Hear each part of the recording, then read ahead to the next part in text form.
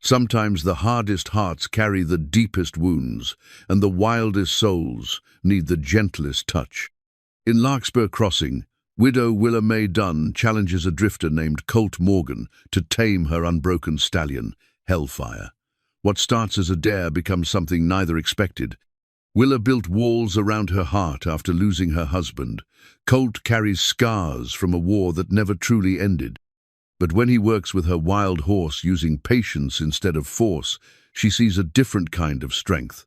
Day by day, trust grows between them, all woman, man, and beast. When land thieves target her ranch, thinking a widow makes easy prey, they discover what happens when wounded hearts heal together. This is about second chances and finding love where you least expect it. But will a simple challenge to tame a horse be enough to tame two broken hearts? Before we jump back in, tell us where you're tuning in from, and if this story touches you, make sure you're subscribed, because tomorrow I've saved something extra special for you. The morning sun cast long shadows across the Dunn Ranch as Willa Mae stepped onto her front porch, coffee mug in hand, surveying the land that had become both her sanctuary and her burden. 3 years had passed since Thomas died of the fever. 3 years since she'd last heard his laughter echoing through these hills. The ranch stretched before her like a promise kept, 2,000 acres of prime grazing land, a sturdy 2-story house he'd built with his own hands, and cattle that bore the Double D brand he'd designed during their courting days. The leather halter hanging from the porch rail caught her eye, its straps torn and frayed where Hellfire had broken free yet again. That black devil of a stallion had been Thomas's pride, a wild Mustang he'd captured but never broken. "Some things are meant to stay wild, Willa," he'd said, watching the horse rear and strike at anyone who dared approach. "Sometimes wild is exactly what they need to be." She'd understood then. Now, 3 years later, she wondered if he'd been talking about more than just the horse. The sound of approaching hoofbeats drew her attention to the dusty road that wound through the valley toward town. Larkspur Crossing sat nestled between rolling hills and a meandering creek, a community of maybe 300 souls who'd learned to respect Willa Mae Dunn as much as they'd loved her husband. She ran the finest cattle operation west of the river now, employing 6 hands year-round and double that during roundup. The bank respected her ledger, the townspeople tipped their hats, and not one man had dared court her. That suited her just fine. The rider coming up the road sat easy in his saddle, dust coating him like a second skin. Even from a distance, she could see he was travel-worn, the kind of man who'd been moving so long he'd forgotten how to stay still. His horse, a sturdy bay gelding, showed the same signs of countless miles. As he drew closer, she made out a face weathered by sun and hardship, grey eyes that seemed to take in everything while revealing nothing. He stopped at her gate without dismounting, touching the brim of his hat in a gesture of respect that belonged to an earlier time. "Ma'am," he said, his voice carrying the quiet authority of a man accustomed to being heard the first time.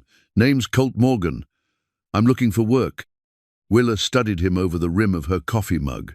She'd learned to read men quickly since Thomas died, the ones who thought a widow might be desperate, the ones who saw opportunity in her solitude, the ones who simply couldn't believe a woman could run a ranch without constant masculine guidance. This one felt different. He wasn't looking at her house with calculating eyes, or at her with anything other than polite patience. "Ranch work?" she asked. "Whatever needs doing. I'm handy with cattle, horses, repairs, not afraid of hard work." Something in his tone made her curious. Most drifters spoke with either desperate eagerness or practiced charm. This man simply stated facts, as if work was work, and he'd do it well regardless of her decision. "You have references?" A shadow crossed his features. "No, ma'am. Been traveling alone for some time now." The honesty surprised her. A smart man would have lied, created names and places she couldn't verify. His refusal to do so spoke of either integrity or exhaustion with deception. "I pay fair wages," she said. "Expect fair work. No drinking, no gambling, no trouble in town." "Understood. Bunkhouses behind the barn. Meals with the other hands. Sundays your own time." He nodded, finally dismounting. Up close, she could see the careful way he moved, as if something inside him had been broken and healed wrong. Scars showed white against tanned skin where his sleeve pulled back, and his eyes held the particular emptiness she'd seen in men who'd returned from the war between the states. "Obliged, ma'am," he said, leading his horse toward the barn. She watched him go, noting how he spoke quietly to his mount, how his hands stayed gentle on the reins, even when the gelding shied at a blowing paper. Something about the way he carried himself reminded her of Thomas, not in appearance, for her husband had been golden where this man was dark, but in that quality of quiet strength that needed no boasting. The morning routine called her back to the present. She had accounts to review, a meeting with the bank about expanding the herd, and a dozen other responsibilities that waited for no woman's wandering thoughts. But as she headed inside, she found herself glancing back toward the barn, where Colt Morgan was settling his horse, wondering what kind of man sought work without references and accepted it without negotiation. By evening, she had her answer, at least partially. Her foreman, Jake Rawlings, reported that the new hand worked without complaint, took direction well, and handled himself around the cattle like he'd been born to it. More importantly, the other men seemed to accept him as sign that, whatever his story might be, he wasn't trouble looking for a place to happen. She found him after supper, standing by the corral where Hellfire paced and snorted, black coat gleaming in the lamplight. The stallion had been in that pen for 2 days now, brought in from the far pasture for his monthly attempt at civilization. Every month she tried, hoping this time might be different. Every month, Hellfire reminded her why some things couldn't be forced. "Magnificent animal," Colt said without turning around. "Magnificent pain in the backside," Willa replied, joining him at the fence. "My husband captured him 4 years ago, never did break him to ride. Maybe breaking wasn't what he needed." The words were spoken so quietly she almost missed them. When she looked at Colt's face, she saw something there, recognition perhaps, or a kinship she didn't quite understand. "Every cowboy in 3 counties has tried," she said. "Best bronc riders, horse trainers, even brought in a man from California who claimed he could gentle any horse alive. Hellfire put them all in the dirt.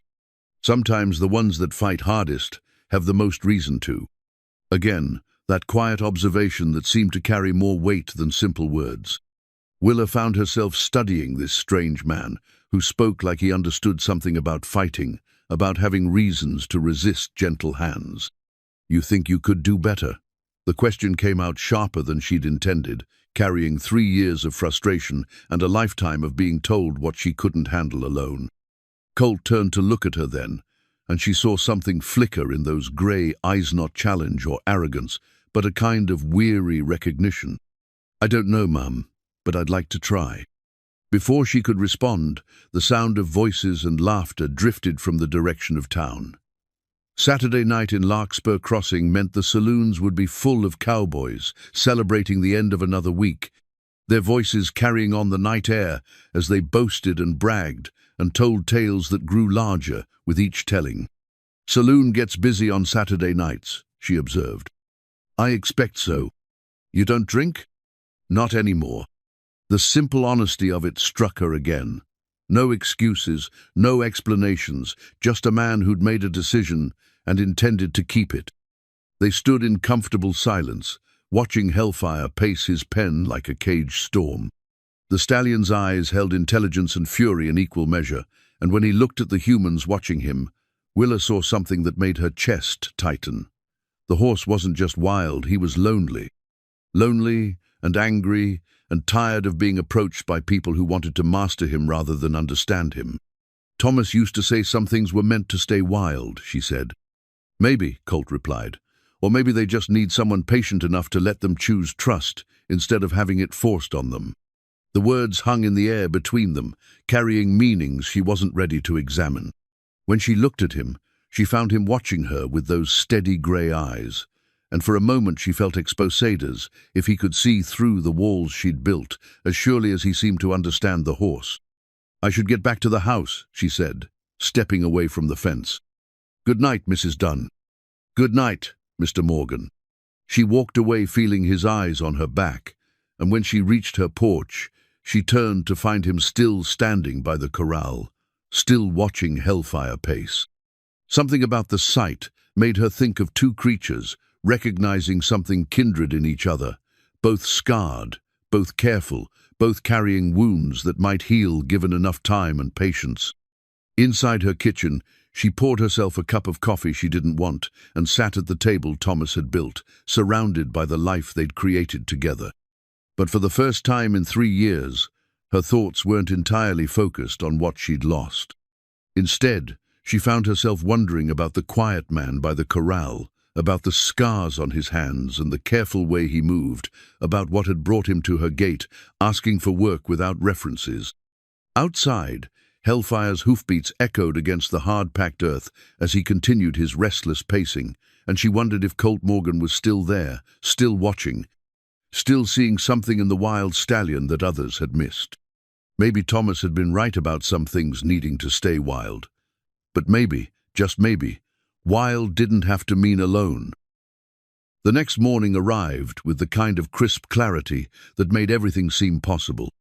Willa stepped onto her porch to find Colt Morgan already at work, mucking out stalls with the steady rhythm of a man who understood that good work began before the sun climbed high.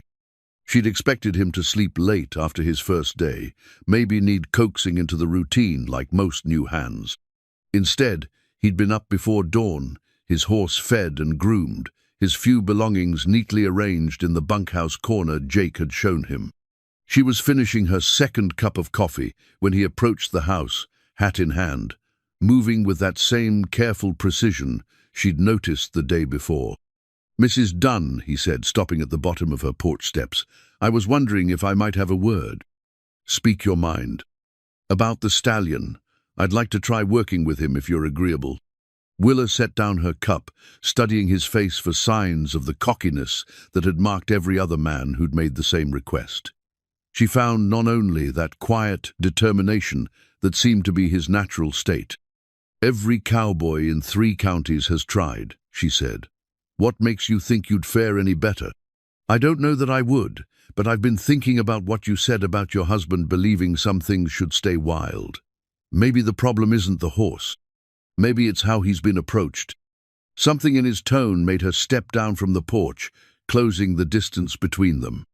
Up close, she could see the sincerity in his grey eyes, but also something else, recognition that went deeper than simple horse sense. "That stallion has put men in the hospital," she said. "Broken ribs, broken arms. One fellow from over in Millerville nearly lost his life when Hellfire threw him into the fence post. I understand the risk." "Do you?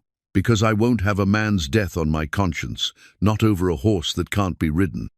Colt was quiet for a long moment, his gaze shifting toward the corral where Hellfire stood, with his head high, nostrils flaring as he tested the morning air. "During the war," he said finally, "I saw men try to break horses with force, thinking speed and strength would get them mounted and moving. Those horses either broke completely or never stopped fighting. But the men who took time, who let the horse come to trust first their mounts, would follow them anywhere, even into cannon fire." The mention of the war explained much about the careful way he moved, the scars on his hands, the particular emptiness she'd glimpsed in his eyes. Willa had seen enough returning soldiers to recognize the signsman who'd learned hard lessons about patience and violence, about what could be won through force and what could only be earned through time. "This isn't a battlefield," she said gently. "No, ma'am, but trust works the same way everywhere." She looked toward the corral again, watching Hellfire pace his endless circuit. For 3 years, she'd authorized attempt after attempt to break the stallion, each failure adding to her frustration and the horse's fury. Maybe it was time to try something different. "What would you do differently?" "Start slow. Let him get used to my presence before I ask for anything. No ropes, no forcing. Just time and patience until he decides I'm not a threat." "That could take weeks." "Yes, ma'am. Most men want results by sundown. Most men are in a hurry to prove something. I'm not." The simple honesty of it decided her. Against every practical instinct she'd developed as a ranch owner, Against the voice in her head that sounded like Thomas warning her about taking chances, she found herself nodding. "All right, Mr. Morgan, you can try, but the first sign he's going to hurt you, we stop. Understood?" Understood. They walked to the corral together, and Willa felt a flutter of nervousness she hadn't expected. Something about this felt different from the other attempts, more significant somehow, as if the outcome would matter beyond simple horsebreaking. Hellfire stood at the far end of the pen, black coat gleaming in the morning sun, every line of his body speaking of barely contained power. When he saw them approaching, his ears flattened, and he began that familiar pacing, hooves striking the ground with sharp precision. Colt stopped at the gate, but didn't open it. Instead, he simply stood there, hands relaxed at his sides, making no sudden movements. The stallion eyed him warily, continuing his restless circuit, but gradually slowing as curiosity warred with caution. "He's beautiful," Colt said quietly. "He's dangerous." "Yes, but look at his eyes, there's intelligence there, and pride. He's not mean-spirited, just tired of being misunderstood." Willa looked where he indicated and felt a shock of recognition. She'd seen that same expression in her bedroom mirror for 3 years, the wary intelligence of something that had learned to expect disappointment, the pride that refused to submit even when submission might be easier. "How long do you plan to just stand there?" she asked. "As long as it takes for him to decide I'm not going anywhere." It was then that she noticed something else about Colt Morganthe. Way he breathed, slow and steady, the relaxed set of his shoulders, the patience that seemed to emanate from him like warmth from a banked fire. This wasn't the forced calm of a man trying to prove his courage. This was the deep quiet of someone who had learned to wait. Minutes passed. Hellfire's pacing slowed further, his attention increasingly focused on the still figure by the gate. Colt didn't move, didn't speak, didn't do anything but exist in that space, with a kind of peaceful presence that seemed to puzzle the stallion. "He's never had anyone just stand there before," Willa observed. "Everyone's always wanted something from him right away. Sometimes the kindest thing you can do is want nothing at all." The words carried a weight that made her look at him sharply. There was story there, pain carefully contained, and wisdom bought with experience she could only guess at. This man understood something about being approached by people who wanted to take rather than give, who saw strength as something to be conquered rather than respected. After 20 minutes, Hellfire stopped pacing entirely. He stood near the center of the pen, head high, watching Colt with an expression that seemed almost thoughtful. The hostility was still there, but tempered now with curiosity. "That's enough for today," Colt said, stepping back from the gate. "That's it? You're not going in?" "No, ma'am. Today was about letting him see me. Tomorrow we'll see if he remembers." As they walked back toward the barn, Willa found herself stealing glances at this strange man who measured progress in minutes of mutual regard rather than dramatic conquests.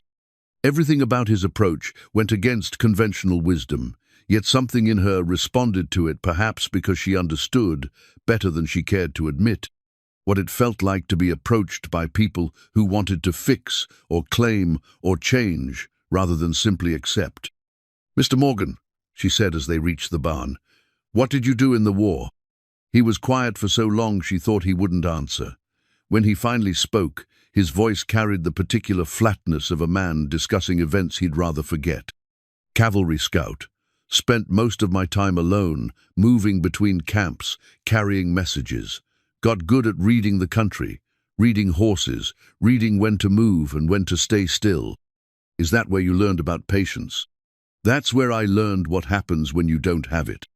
He reached into his saddlebag then, and for just a moment, she caught a glimpse of something metallic, a medal or decoration wrapped in cloth and buried beneath his few possessions. The sight of it, hidden away like a shameful secret, told her more about Colt Morgan than hours of conversation might have. This was a man carrying honors he no longer believed he deserved, recognition for service that had cost him more than it had given.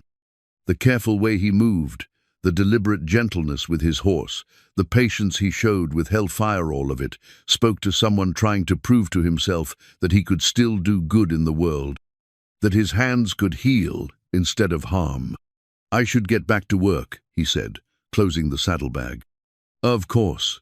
But Mr. Morgan, thank you for trying a different way."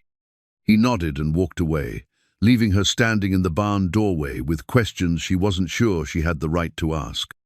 But as she watched him return to his morning tasks, she found herself thinking about medals hidden in saddlebags and the kind of man who would bury his honors rather than display them. That evening, as the sun painted the hills gold and red, she found him back at the corral. Hellfire stood in the same spot where he'd stopped that morning, and though the stallion's ears flicked back when Colt approached, there was less hostility in the gesture, more wariness than anger.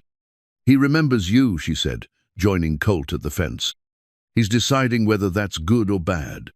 They stood in comfortable silence, watching the stallion watch them back. For the first time in 3 years, Willa felt something that might have been hope stirring in her chest, not just for the horse, but for the quiet man beside her who seemed to understand that some victories couldn't be rushed, some trust couldn't be forced, and some healing happened only when you stopped trying to make it happen and simply created space for it to grow. 3 days into Colt's patient vigil with Hellfire, Willa found herself rearranging her morning routine to include time at the corral. She told herself it was simple curiosity about his methods, but the truth settled deeper than that. Something about watching him work, or rather, not work, stirred memories she'd kept carefully buried since Thomas died. The carved wooden horse sat on her dresser where it had always been, gathering dust in the morning light that slanted through her bedroom windows. Thomas had whittled it during their first winter together, when snow kept them housebound and dreams seemed as real as the fire in their hearth. They'd talked then about the children who would ride real ponies around the ranch, about the family that would fill the house with laughter and purpose. The fever that took Thomas had also taken those dreams, leaving her with a ranch to run and a future that stretched ahead like an empty pasture. She'd packed away the cradle he'd built, donated the tiny clothes she'd sewn in hopeful anticipation, but the wooden horse remained too precious to discard, too painful to truly see. Now, watching Colt's methodical approach to Hellfire, she found herself thinking about patience of a different kind. The patience required to build something lasting, to wait for love to grow roots deep enough to weather whatever storms might come. "He's getting closer," she observed, noting how the stallion now stood only 10 feet from where Colt waited by the gate. "Curiosity's winning over caution," Colt agreed. "Another day or two, he might let me into the pen." His quiet confidence impressed her. Most men would have grown frustrated by now, eager to prove their mastery. Colt seemed content to measure progress in inches, to celebrate the small victory of Hellfire's decreased pacing, his ears spending more time forward than back. "My husband was like you," she said without thinking, then immediately wished she could take the words back. Talking about Thomas with another man felt like a betrayal, even 3 years later. "How so?" The gentle question, asked without prying or assumption, somehow made it easier to answer. "Patient. He never rushed anything, not the horses, not the ranch, not me." She smiled at the memory. "I was 18 when we married, thought I knew everything about everything. He could have corrected me, could have insisted on doing things his way. Instead, he let me learn by trying, let me come to understanding in my own time." Sounds like a wise man. He was. The admission came easier than she'd expected. "I miss the thieving someone who believed I could figure things out instead of someone trying to solve everything for me." Colt glanced at her then, and she saw understanding in his grey eyes. Not pity, not the careful sympathy she'd grown tired of receiving, but recognition from someone who knew what it meant to lose something irreplaceable. "The ranch hands respect you," he said. "That doesn't happen by accident. I had to earn it. Some of them thought I'd fold within a year, sell out to one of the big outfits in Denver. Others figured I'd remarry quick, let a husband take over the real decisions. But you didn't." "No, I didn't." She looked out at the land that had become both her burden and her pride. "There were nights I thought about it, especially that first winter. But this place, it's what Thomas and I built together. Selling would have felt like giving up on everything we dreamed." They stood in comfortable silence, watching Hellfire graze near the water trough. The stallion's proximity to Colt no longer seemed to disturb him, though he still kept a wary eye on the gate. "What about you?" Willa asked. "Ever think about settling somewhere permanent?" The question seemed to catch him off guard. His hands stilled on the fence rail, and she saw that careful blankness settle over his features, the look of a man who'd trained himself not to want things he couldn't have. "Not for a long time," he said finally. "The war changed that for you?" "The war changed everything." He was quiet for a moment, then added, "Hard to make plans for the future when you're not sure you deserve one." The words were spoken so softly she almost missed them, but their impact hit her like a physical blow. She turned to study his profile, noting the tension in his jaw, the way his scarred hands gripped the fence rail. "What makes you think you don't deserve a future?" He didn't answer immediately, and she wondered if she'd pushed too far. But then he looked at her, and she saw something raw and unguarded in his eyes. "I did things during the war, Mrs. Dunn.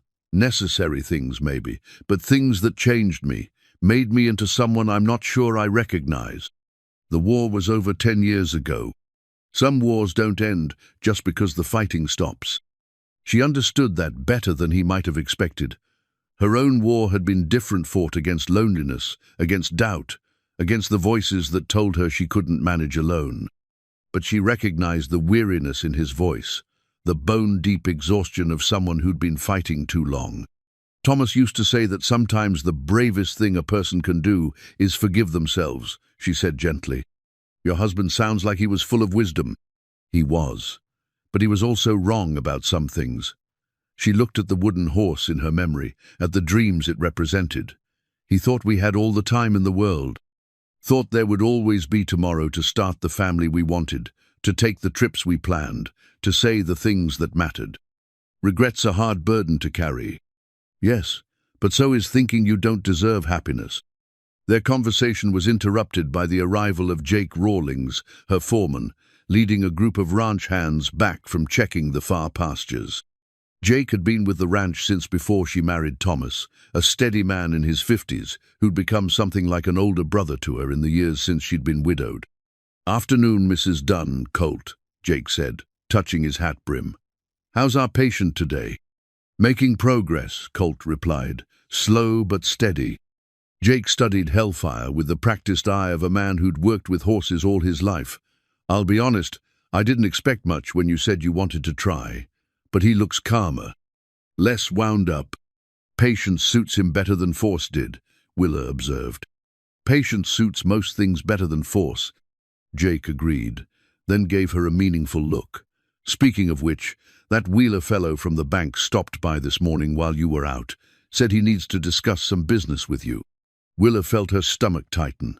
Marcus Wheeler had been pressuring her for months to consider selling parts of her land to developers from back east who wanted to build a railroad spur through the valley. The money would be substantial, but it would also mean losing some of the best grazing land on the ranch. "What kind of business?" "Didn't say. Just that it was important and he'd be back tomorrow." She nodded, though the news settled uneasily in her chest. Wheeler had been Thomas's friend, but his loyalty seemed to be shifting toward whatever brought the bank the most profit. The railroad men had deep pockets, and she suspected Wheeler was getting pressure from his superiors to close the deal. "We'll deal with it when he comes," she said, but her voice carried less confidence than she'd intended. After Jake and the other hands moved on, Colt remained by the fence, his attention seemingly focused on Hellfire, but his awareness clearly attuned to her mood. "Trouble?" he asked quietly. "Maybe. The railroad wants to buy a strip of land through the middle of my best pasture. The bank thinks I should sell. But you don't want to. Thomas and I chose this land carefully. Every acre serves a purpose. Selling that strip would be like—" She paused, searching for the right comparison. "Like cutting the heart out of something living." "Then don't sell." The simple statement, delivered with quiet conviction, surprised her. Most people approached her business decisions with elaborate advice, lengthy explanations of market forces, and practical considerations. Colt's straightforward support felt like a gift. "It might not be that simple. The bank holds my mortgage." "Banks need customers more than customers need banks. You're not some greenhorn who borrowed more than you could pay back. This ranch turns a profit." His confidence in her business sense warmed something in her chest that had been cold for too long. When had she stopped trusting her own judgment, started second-guessing every decision through the lens of what others might think? "Thank you," she said. "For what?" "For assuming I know what I'm doing." He looked at her then with something that might have been surprise. "Why would I assume anything else? You've built something here worth protecting. That doesn't happen by accident." As the sun began to set, painting the sky in shades of orange and pink, Willa found herself reluctant to leave the peaceful scene by the corral. There was something soothing about watching Colt's patient presence gradually winning Hellfire's cautious acceptance, something that spoke to possibilities she hadn't allowed herself to consider in years. Maybe Thomas had been right about some things being meant to stay wild. But maybe he'd also been right about the power of patience, about giving trust time to grow instead of demanding it be granted all at once. And maybe, just maybe, the dreams represented by that wooden horse on her dresser didn't have to remain forever buried in the past. By the end of the first week, Hellfire allowed Colt into the pen. Not eagerly, the stallion still maintained a careful distance, ears swiveling to track every movement, but without the explosive panic that had marked every previous attempt. Willa watched from the fence as Colt simply stood in the center of the corral, making no move toward the horse, asking nothing more than tolerance of his presence. "You're in," she said when he emerged after 30 minutes of shared silence. "First step," he agreed. "Now we see if he'll let me stay." That evening, Willa found herself lingering after supper, clearing dishes that didn't need clearing, checking accounts she'd already balanced twice. The truth was, she'd grown accustomed to Colt's quiet presence at her table. Unlike the ranch hands who ate quickly and returned to the bunkhouse for cards and conversation, Colt seemed in no hurry to leave. He helped with the washing up without being asked, dried plates with the same careful attention he brought to everything else. "Tell me about your family," she said as they worked side by side in the kitchen. The question surprised her. She hadn't planned to ask it, but the domestic peace of the moment seemed to invite confidences. "Not much family left to speak of," he said, hanging the dish towel on its hook with precise movements. "Parents died when I was 15. Older brother raised me until the war started." "What happened to your brother?" "Gettysburg, July 2nd, 1863. The date came out flat and emotionless, the way men spoke of losses too large for feeling. He was cavalry, like me. Took a shell fragment while trying to reach the wounded." Willa's hands stilled in the soapy water. She'd heard enough war stories to recognize the particular pain of losing someone to heroism, the complicated grief of mourning a death that meant something larger than personal loss, but hurt just as much. "I'm sorry. He was a good man, better than me in most ways." Colt moved to the window, looking out at the darkening sky. "Used to write letters to a girl back home. Planned to marry her when the war ended. Had it all figured out, the farm they'd buy, the children they'd have, the kind of life they'd build together. What happened to the girl?" "She waited. 2 years after the war ended, she was still waiting. I went to see her, to give her Daniel's letters, tell her how he died." His voice grew quieter. She was still wearing his ring, still hoping maybe there'd been some mistake. I couldn't let her waste her life waiting for a ghost." "So you told her the truth?" "I told her Daniel was dead and she needed to live her life. She married a shopkeeper 6 months later, had 3 children last I heard. She's happy." There was something in the way he said it that made Willa look at him more closely. "But you've been drifting ever since." Seemed like the right thing to do. Daniel was the one who knew how to settle down, how to build something lasting. I was just the scout, the one who moved ahead and reported back. After he died, I didn't know how to stop moving." Willa dried her hands on her apron, understanding flooding through her. "You don't think you deserve what he wanted?" "I know I don't." The certainty in his voice broke something open in her chest. She moved closer, noting how he tensed when she approached, ready to retreat if she asked for more than he could give. "What if you're wrong?" she asked gently. "What if I'm not?" They stood in the lamplight, Two people carrying different kinds of loss, different kinds of guilt about surviving when others hadn't. Willa thought about the letters upstairs in her dresser, Thomas's letters from their courtship, full of dreams and promises and the sweet certainty of young love.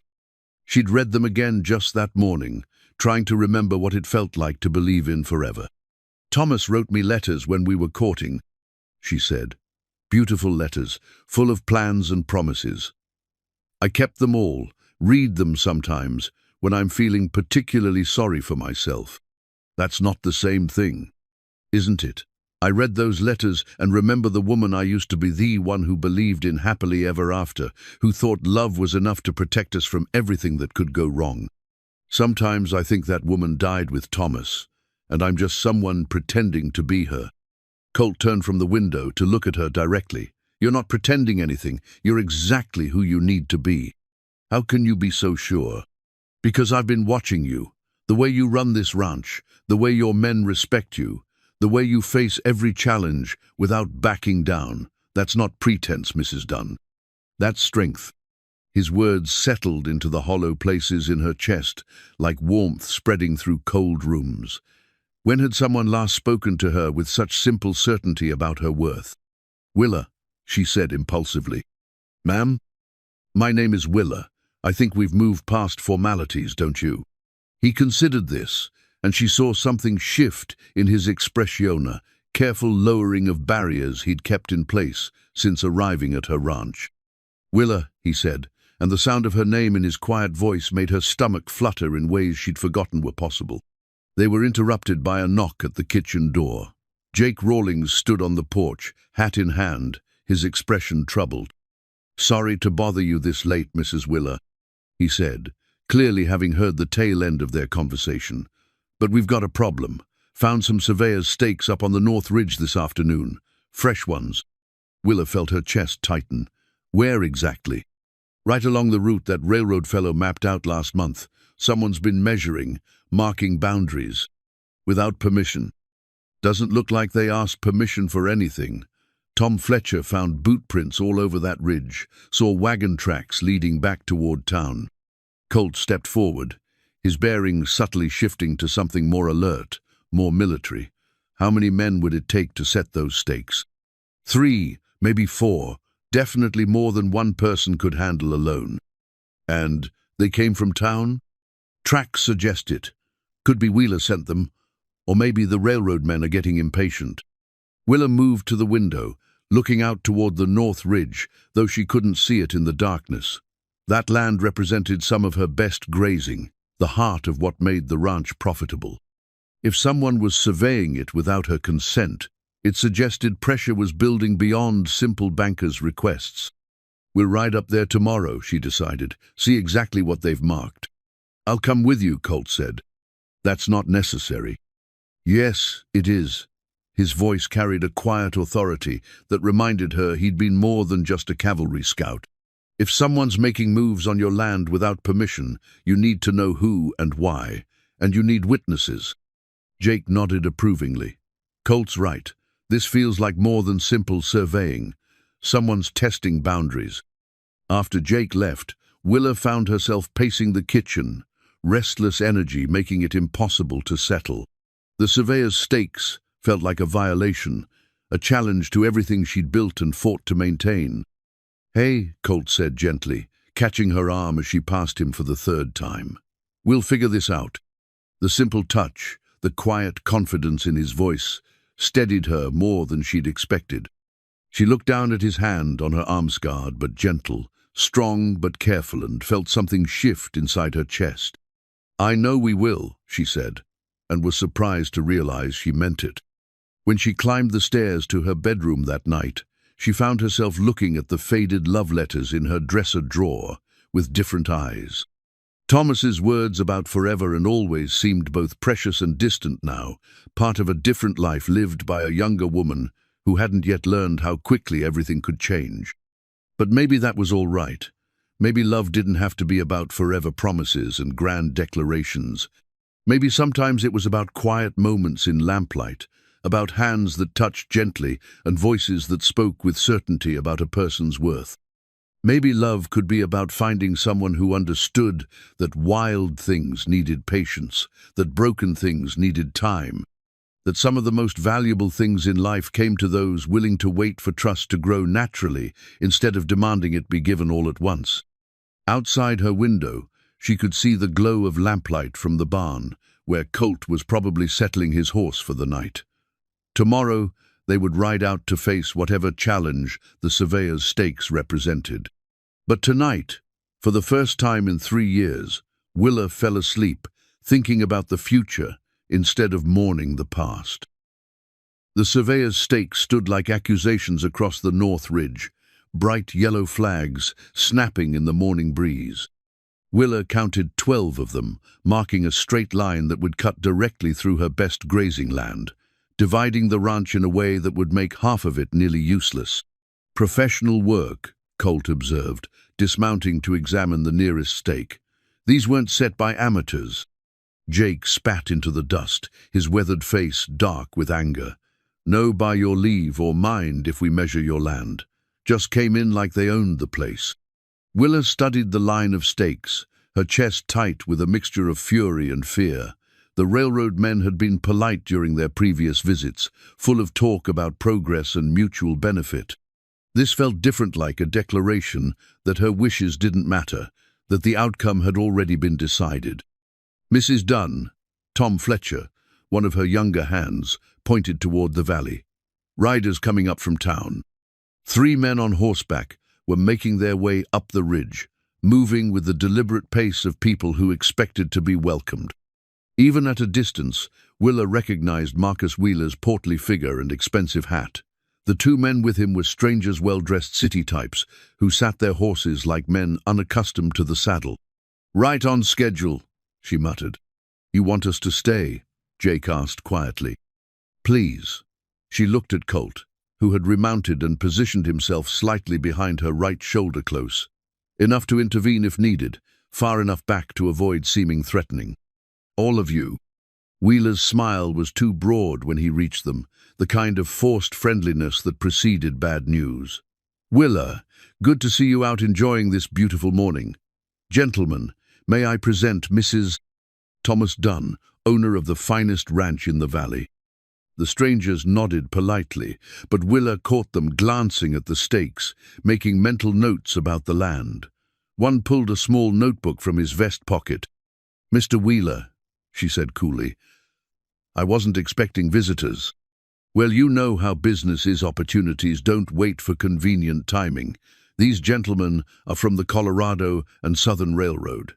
Mr. Blackwood and Mr. Province Hayes have come all the way from Denver to discuss the rail line we talked about." Blackwood, the taller of the 2 strangers, touched his hat brim.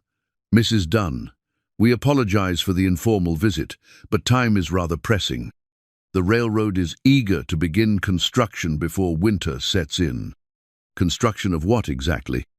"Why, the spur line through your property," Hayes said, as if it were already settled. "Mr. Wheeler assured us you were amenable to the arrangement." Willa felt heat rise in her cheeks. Mr. Wheeler spoke prematurely. "I haven't agreed to sell any of my land." "Now, Willa," Wheeler said with the patronizing tone she'd grown to hate.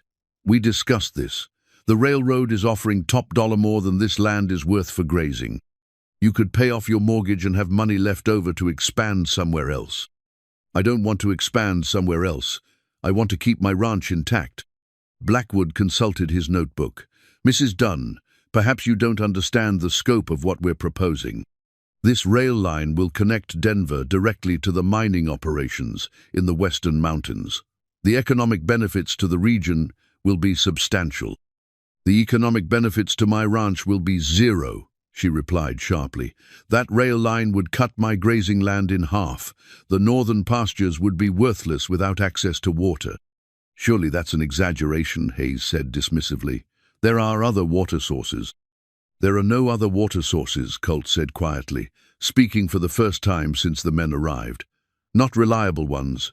Anyone who'd surveyed this land properly would know that." The railroad men turned to look at him with the kind of dismissive attention reserved for hired help who'd spoken out of turn. Wheeler's face reddened. I don't believe we've been introduced, Blackwood said coldly. Colt Morgan. I work for Mrs. Dunn. Well, Mr. Morgan, perhaps you should leave business discussions to people who understand them. Something shifted in Colt's posture, subtle but unmistakable to anyone who knew how to read the signs.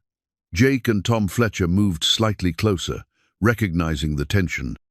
I understand enough, Colt said, his voice still quiet but carrying an edge now. I understand that those stakes were set without permission on private property. I understand that you're trying to pressure a woman into selling land she doesn't want to sell. And I understand that if you were gentlemen, you'd have asked before you measured. How dare you, Hayes began, but Willa cut him off. Mr. Morgan is absolutely right. You had no authorization to survey my land. I want those stakes removed immediately. Wheeler mopped his forehead with a handkerchief, clearly uncomfortable with how the conversation was developing. Now, Willa, let's all calm down. These gentlemen have come a long way. To trespass on my land and assume I'd roll over like a trained dog, she finished. I'm afraid they've wasted their trip. Blackwood's face hardened. Mrs. Dunn, I think you're making a mistake. The railroad will build this line with or without your cooperation. We can acquire the necessary land through eminent domain if required.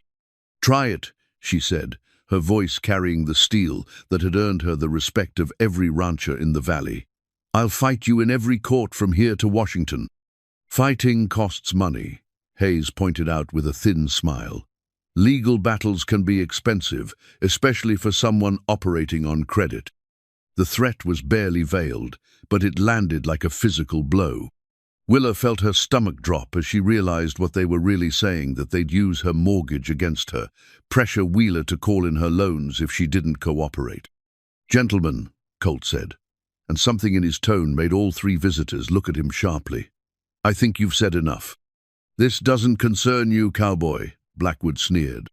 When you threaten Mrs. Dunn's livelihood, it concerns me. Colt's horse shifted restlessly beneath him, responding to some tension in his rider that wasn't visible to the casual observer. Now, she's asked you to remove your stakes and leave her property. I suggest you do so. Are you threatening us? Hayes demanded. I'm suggesting that trespassing is illegal in Colorado territory, and that Mrs. Dunn has witnesses to your admission that you surveyed her land without permission. Wheeler looked increasingly desperate. Let's all take a step back here. There's no need for threats or talk of legal action. Surely we can reach some accommodation. No, Wheeler said firmly. We can't. This is my land, gentlemen. My husband and I chose it carefully, worked it fairly, and built something we were proud of. I won't sell it to be carved up for your convenience. You may not have a choice, Blackwood said bluntly. The railroad has significant influence with territorial authorities. Your mortgage holder answers to banks that have relationships with our investors. Perhaps you should consider your position more carefully. The words hung in the air like a challenge. Willa felt the support of her men around her, Jake's solid presence, Tom Fletcher's young indignation, and behind it all, Colt's quiet strength that seemed to radiate certainty that she could handle whatever came next. My position is clear, she said. Remove your stakes, and don't set foot on my land again without written permission. You're making a serious error in judgment, Hayes warned. The only error would be trusting men who survey land without asking and make threats when they don't get their way immediately. Blackwood and Hayes exchanged glances, some silent communication passing between them. Then Blackwood smiled a cold expression that didn't touch his eyes. Very well, Mrs. Dunn. We'll remove our stakes, but this conversation isn't over. Yes, it is, she replied. The railroad men turned their horses and rode down the ridge without another word, leaving Wheeler to mop his sweating face and attempt damage control.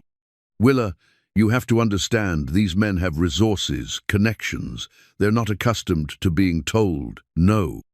Then it's time they learned, she said curtly. And Marcus, if I find any more surveyors' stakes on my property, I'll assume you authorize them. Now that's not fair. Fair would have been asking my permission before letting strangers measure my land. Fair would have been supporting your friend's widow instead of throwing in with railroad speculators.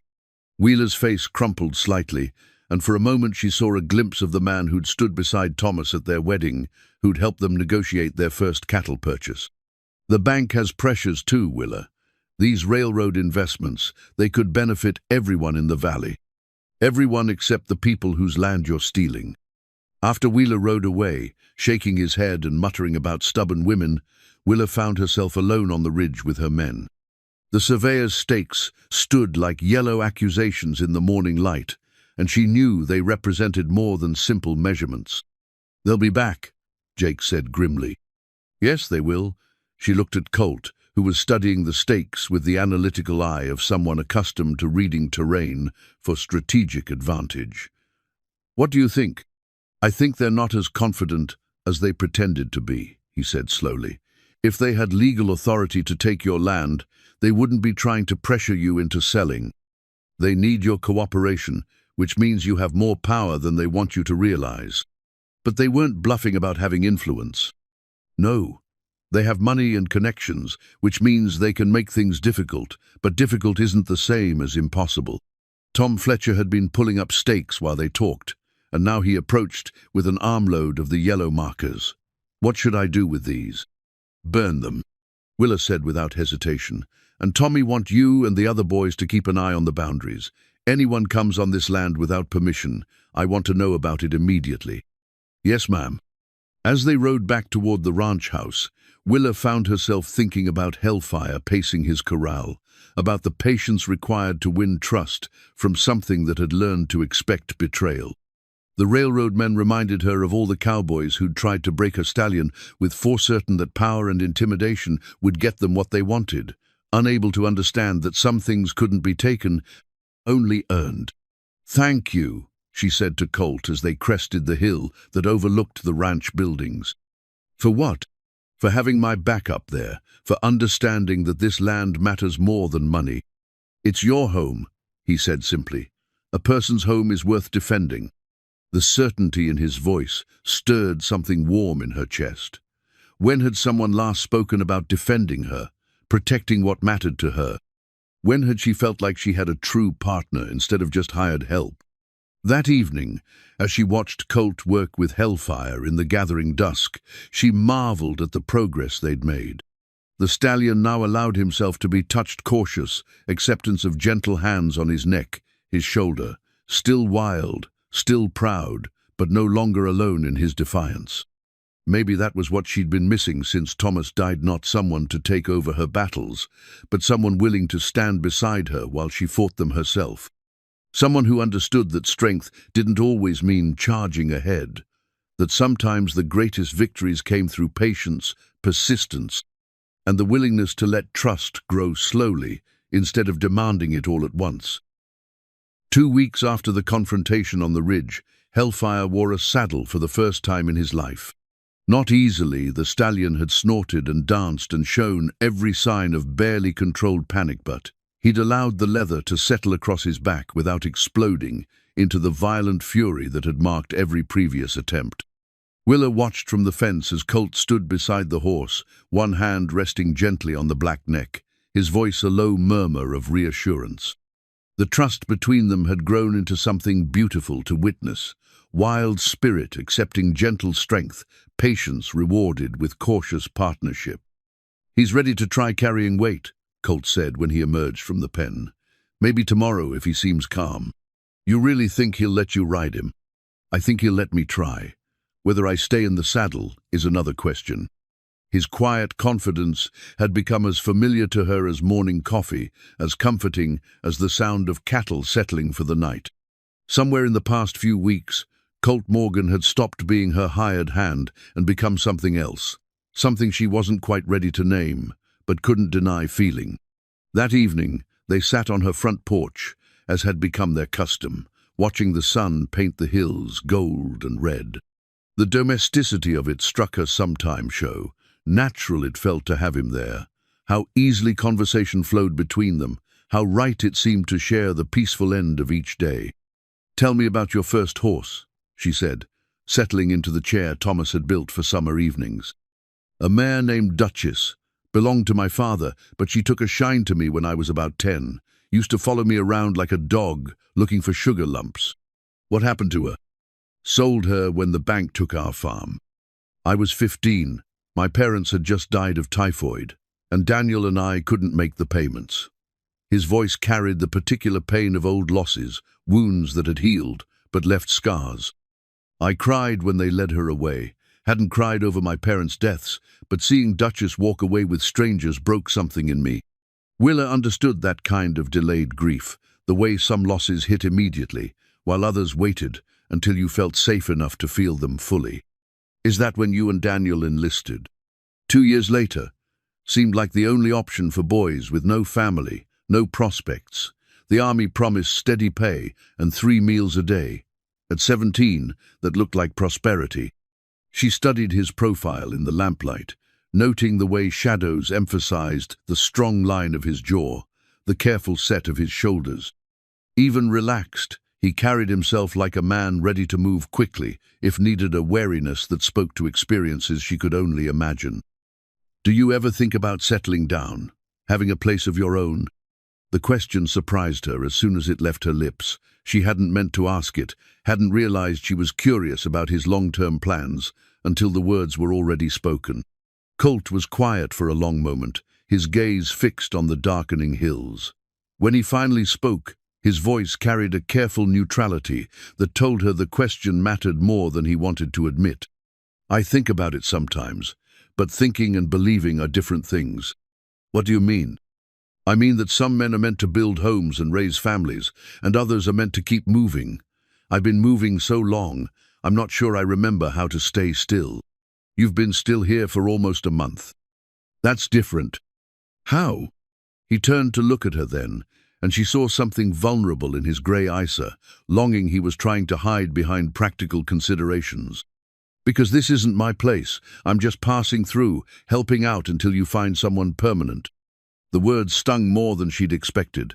Had she given him the impression that his presence was temporary, that she was simply using his skills until something better came along? What if I don't want someone permanent? She said carefully. What if I wanted you to stay? The silence stretched between them, full of implications neither seemed ready to voice. Colt's hands tightened on the porch rail, and she saw him wrestling with something, hope, warring with experience, desire fighting with the learned caution of a man who'd been disappointed before. Mrs. Dunwill, don't know what you're saying. I know exactly what I'm saying. No, you don't. He stood abruptly, pacing to the edge of the porch like a caged animal. You see me working with your horse, helping around the ranch, and you think that makes me someone I'm not. But I'm not the settling kind, Willa. I'm not the man who builds cradles and plans for the future. The mention of cradles hit her like a physical blow, reminding her of dreams she'd buried with Thomas. But instead of the familiar stab of loss, she felt something else, a recognition that those old dreams might not be the only ones worth having. Maybe settling isn't about cradles and future plans, she said quietly. Maybe it's about finding someone who makes you want to stop running. He turned to stare at her, something raw and unguarded flickering across his features. For a moment, she thought he might say something that would change everything between them. Then his expression shuttered, and she saw him retreat behind the careful walls he'd built around his heart. I should check on the horses, he said. Colt. Good night, Willa. She watched him walk away, his shoulders rigid with the effort of maintaining distance from something he clearly wanted. The sight of it broke her heart a little, not just for herself, but for him. She recognized the signs of someone who'd convinced himself he didn't deserve happiness, who'd built such strong defenses against disappointment that he couldn't recognize opportunity when it stood directly in front of him. Later that night, alone in her bedroom, she found herself looking at the simple gold band on her left hand. Thomas's ring, the symbol of promises made and kept until death ended them. She'd worn it every day for 6 years, through marriage and widowhood, through grief and the slow process of learning to live alone. Now, for the first time, she slipped it off. The ring felt heavy in her palm, warm from her skin and worn smooth by years of wear. Setting it on the dresser beside the wooden horse Thomas had carved felt like a betrayal and a release, simultaneously an acknowledgement that some chapters ended so others could begin. She wasn't ready to put the ring away permanently, but maybe she was ready to stop wearing it like armor, to stop using Thomas's memory as a shield against the possibility of feeling something new. The next morning brought news that drove all thoughts of rings and feelings from her mind. Jake Rawlings rode in before dawn, his horse lathered with sweat and his face grim with urgency. "They're back," he said without preamble. "Railroad men, surveyors, and a couple of fellows who looked like hired guns, camped just beyond the property line, acting like they're waiting for something." Willa felt her stomach drop. How many? 8, maybe 10. Too many to be just surveyors. Colt appeared from the barn, moving with the fluid alertness of a man accustomed to trouble. "What kind of men?" "Hard men," Jake said, "the kind who get paid to intimidate people who won't be reasonable." "They're testing boundaries," Colt observed, "seeing how we'll react to pressure." "What do you recommend?" Willa asked. "That we show them we're not easily intimidated, but carefully, no point in starting a fight we might not finish." The rational part of her mind knew he was right. But another part, the part that had fought for 3 years to maintain her independence, wanted to ride out and confront these men immediately. Her land, her rules, her right to defend what she'd built. "They're counting on you being afraid," Colt said, as if reading her thoughts. "Don't give them the satisfaction." "I'm not afraid." "I know you're not. But being brave and being smart aren't the same thing." His quiet confidence steadied her, reminded her that she wasn't facing this alone. Whatever happened next, she had allysmen who respected her judgment and would stand with her when the real confrontation came. And it would come. She could feel it building like a storm on the horizon, the tension that preceded moments when everything changed. The railroad men had shown their hand by bringing hired guns, had revealed this was about more than simple business negotiation. But as she looked at Colt's determined face, at Jake's loyal support, at the ranch that represented everything she'd fought to preserve, Willa felt something she hadn't expected, not fear, but anticipation. Let them come with their threats and intimidation. She'd built something worth defending here, and she had no intention of giving it up without a fight. The document that changed everything arrived on a Tuesday morning, delivered by a nervous clerk from Wheeler's bank, who wouldn't meet Willa's eyes as he handed over the official envelope. The paper inside was expensive, heavy stock, with embossed letterhead, but the words it contained were devastating in their simplicity. "Notice of contested property ownership," she read aloud, her voice growing tighter with each line. "The Colorado and Southern Railroad Company hereby claims legal title to the following described lands, based on prior Spanish land grant predating current territorial filing." Jake Rawlings stood beside her kitchen table, his weathered face dark with anger as she read. "Spanish land grant? That's horseshit. Pardon my language. Your husband filed proper claim to this land, went through all the territorial requirements. Says here they have documentation proving the original grant was never legally dissolved when the territory changed hands from Mexico." Willa's hands shook slightly as she set the papers down. "They're claiming Thomas's filing was invalid because the land was already owned." Colt moved to the window, scanning the horizon with the automatic wariness of a man who'd learned to expect trouble. Convenient timing. Wonder how long they've been sitting on this supposed documentation. "The hearing is set for next Monday, in Denver." Willa continued reading. "I'm required to appear with all original filing documents, proof of purchase, and any evidence supporting my claim to ownership." "It's a setup," Jake said flatly. "They're trying to steal your land legal-like, make it look official." "But how can they do this?" "Thomas researched the title carefully before we filed. He wouldn't have made that kind of mistake." Colt turned from the window, his expression grim. "They probably didn't have to forge anything. Spanish land grants were notorious for overlapping boundaries, vague descriptions. Easy enough to find some old document that could be interpreted to include your property." The implications settled over her like a cold fog. Even if she fought this in court, even if she proved the railroad's claim was fraudulent, the legal battle would cost more than she could afford. They were counting on Thetan, her being unable to sustain a prolonged fight against their resources. "There's more," she said, her voice barely above a whisper. She held up a second document that had been folded inside the first. Notice of mortgage acceleration. Due to questions regarding property title, the bank is calling in my loan immediately. Full payment required within 30 days. Jake cursed under his breath. Wheeler's throwing in with them completely now. $48,000, she said, staring at the number that might as well have been 48 million. I don't have that kind of money liquid. I'd have to sell everything, cattle, equipment, everything Thomas and I built. Which is exactly what they want, Colt observed. Force you to sell, then buy the ranch for a fraction of its value when the bank forecloses. She stood abruptly, pacing to the stove where coffee sat cooling in the pot. The familiar motions of pouring a cup, adding sugar, stirring slowly, they helped calm the panic that threatened to overwhelm rational thought. There has to be something we can do, some way to fight this. There is, Colt said quietly. But you're not going to like it.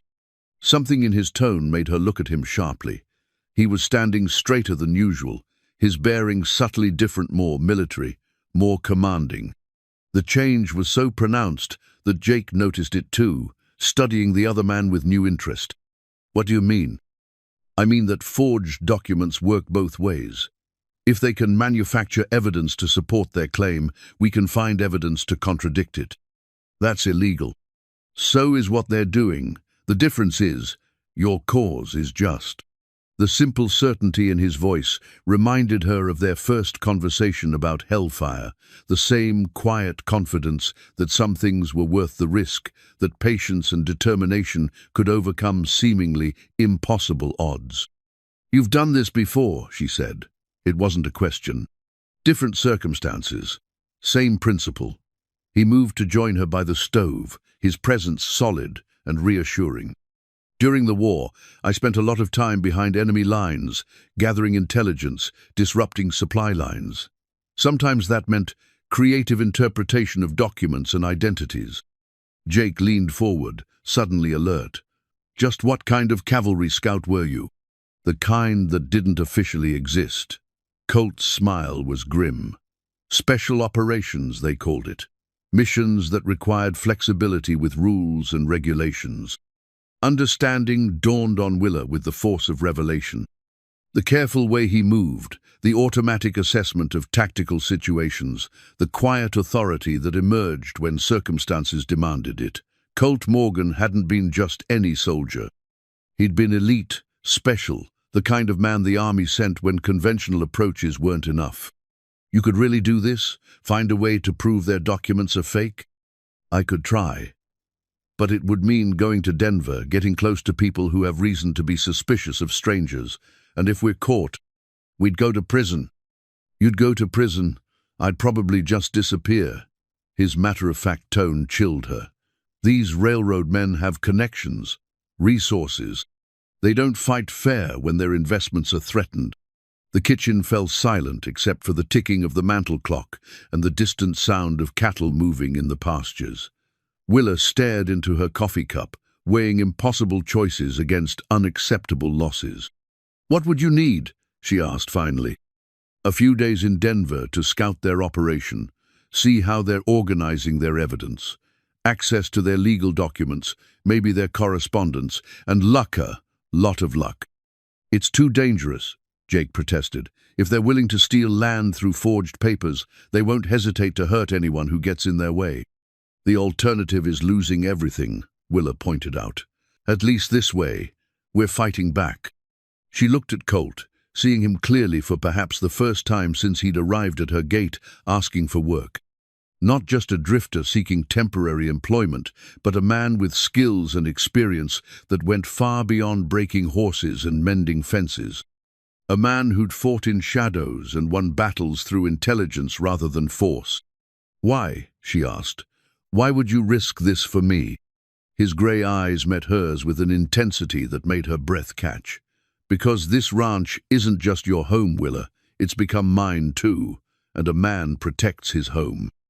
The words hung between them, carrying weight that went beyond simple employment, beyond the careful distance they'd been maintaining. This was a declaration, an acknowledgement of feelings neither had been willing to voice directly. When would you leave? She asked.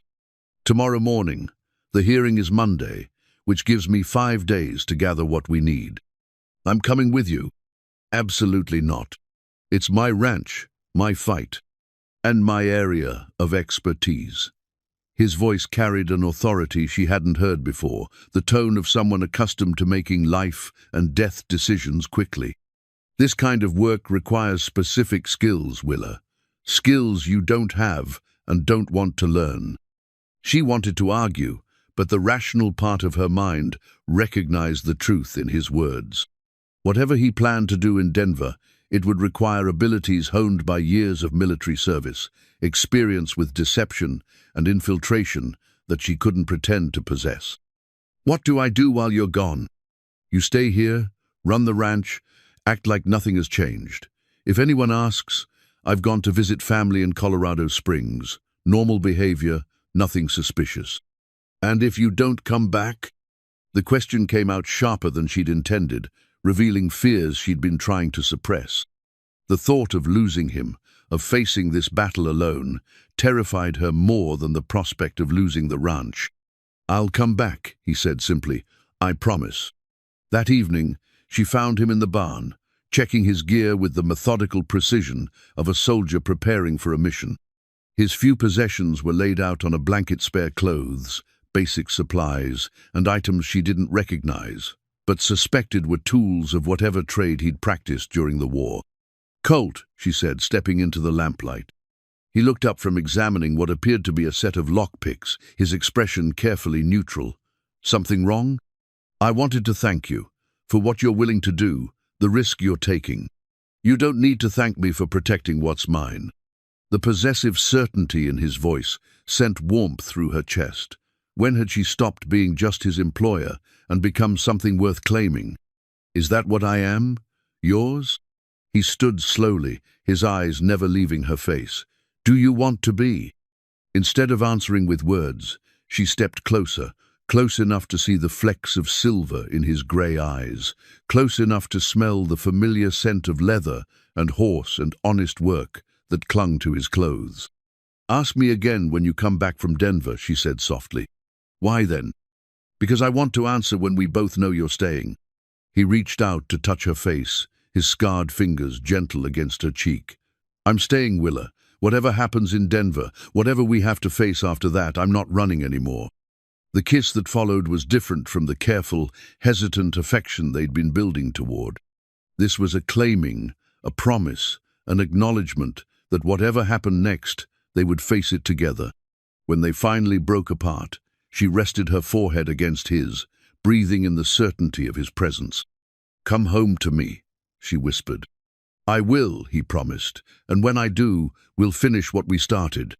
The next morning, she watched him ride away toward Denver, sitting straight in his saddle with the confidence of a man who knew exactly what he was capable of. In his saddlebag, alongside the tools of whatever dangerous work awaited him, was the forged property deed that threatened to destroy everything she'd built. But for the first time since receiving those devastating documents, Willa felt something that might have been hope. Colt Morgan was more than just a patient horse trainer or a reliable ranch hand. He was a man who fought battles in shadows and won them through intelligence and determination rather than simple force. If anyone could find a way to expose the railroad's deception, it was him. And when he returned, when, not if, because failure wasn't something she could afford to consider, they would face whatever came next as partners, as equals, as two people who'd found in each other something worth fighting for. 4 days passed without word from Colt. 4 days during which Willa maintained the fiction that everything was normal while her world balanced on the edge of collapse. She rose before dawn, tended to ranch business, supervised the hands, and smiled when people in town asked after her hired man's sudden trip to visit family. Inside, she counted hours and worried about shadows that might contain enemies, about a man who'd promised to return but might be lying dead in a Denver alley. On Thursday evening, Jake found her in the barn, grooming horses that didn't need grooming, her movements sharp with contained anxiety. "You're going to brush the hide right off that mare if you don't ease up," he observed. "I need to keep busy." "What you need is to get some sleep. You look like hell, pardon my saying so." She did feel like hell, hollow-eyed and jumpy, starting at every unexpected sound, every rider approaching the ranch. The railroad men's camp beyond her property line had grown larger each day, more men arriving with the purposeful air of soldiers preparing for battle. "They know something," she said, setting down the brush. "The way they're positioning themselves, the timing they know. Colt isn't just visiting family." "Maybe. Or maybe they're just getting ready for Monday's hearing, making sure you understand the stakes." Monday, 3 days away, and still no word from Denver. No telegram, no message, no sign that her last desperate gamble had any chance of succeeding. "Mrs. Dunn?" Tom Fletcher appeared in the barn doorway, his young face tense with excitement. "Rider coming up from town, moving fast." Her heart jumped, hope and fear warring in her chest as she hurried outside. The rider was indeed moving quickly, bent low over his horse's neck, but even at a distance she could see it wasn't Colt. Too slight in build. Wrong horse entirely. The messenger pulled up in a cloud of dust, a boy from the telegraph office, with the kind of urgency that usually preceded bad news. "Mrs. Dunn? Got a wire for you from Denver." She took the yellow paper with hands that trembled, despite her efforts to remain calm. Jake moved closer, ready to provide support if the news was as bad as she feared. "Documents acquired. Stop returning tomorrow. Stop. Trust me. Stop. CM." Relief flooded through her so suddenly that her knees nearly buckled. He was alive, he'd found something useful, and he was coming home. The message was cryptic, probably intentionally so, but the important information was clear. Colt Morgan kept his promises. "Good news?" Jake asked, reading her expression. "He's coming back tomorrow." And he found what we needed. That night, she climbed the stairs to her bedroom with a lighter heart than she'd carried in days. Tomorrow would bring answers, would reveal whether Colt's dangerous mission had uncovered evidence strong enough to fight the railroad's manufactured claims. On her dresser, Thomas's wedding ring caught the lamplight where she'd left it 4 days ago. The sight of it no longer brought the sharp stab of guilt she'd expected. Instead, she felt something like gratitude for the love it represented, for the years of happiness it symbolized, and for the permission it seemed to grant her to love again differently but no less deeply. From the drawer that held Thomas's letters, she withdrew a different kind of keepsake, a cavalry saber wrapped in oiled cloth, the blade gleaming despite its age. Her father had carried it during the war between the states, had passed it to Thomas when they married, with the hope that it would protect his new son-in-law should danger ever threaten their family. Thomas had never needed to draw the sword in anger, but somehow it seemed fitting that it might serve its intended purpose at last. If the railroad men brought violence to her door, they would discover that the widow of Larkspur Crossing was better prepared than they assumed. The next morning dawned clear and cold, autumn air carrying the promise of winter in the mountains. Willa stood on her porch with coffee growing cold in her hands, watching the road that wound through the valley toward Denver. Somewhere out there, Colt was riding home with evidence that might save everything she'd fought to preserve. By noon, her patience had frayed to breaking point. Jake found her pacing the kitchen like a caged animal, checking and rechecking the ancient rifle Thomas had kept above the fireplace. "He'll be here," Jake said with the calm certainty of a man who'd learned to judge character accurately. "That one doesn't make promises he can't keep. What if they caught him? What if he's... Then we'll deal with that when it happens. But worrying won't change anything." She knew he was right, but knowing and feeling were different things entirely. Every minute that passed without Colt's return was another minute for doubt to grow, for fear to whisper that she'd sent a good man to his death for the sake of property that might not be worth the cost. At 2 o'clock, Tom Fletcher came running from the south pasture, his face flushed with excitement and exertion. "Riders coming," he called.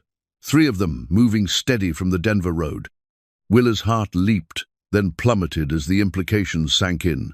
3 riders, not 1. If Colt was returning alone as planned, who were the others? She grabbed the rifle and stepped onto the porch, Jake materializing beside her with his own weapon. Through the afternoon haze, she could make out the approaching figurist men, riding hard, a third horse trailing behind with what appeared to be an empty saddle. "Something's wrong," she breathed. But as they drew closer, her eyes resolved details that made her gasp with relief. The lead rider was indeed Colt, sitting his horse with the easy confidence she'd come to know so well. The second rider wore the blue uniform of a federal marshal, and the third horse carried saddlebags that bulged with what appeared to be documents. Colt dismounted in her yard with the fluid grace of a man who'd ridden hard but successfully, his grey eyes finding hers immediately and holding them with an intensity that spoke of triumph. "Mrs. Dunn," he said formally, touching his hat brim, "I'd like you to meet Marshal Robert Hayes, Federal District Attorney for Colorado Territory."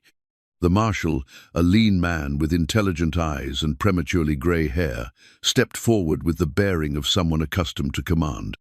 "Mrs. Dunn, I understand you've been having some trouble with questionable land claims." "Yes, sir.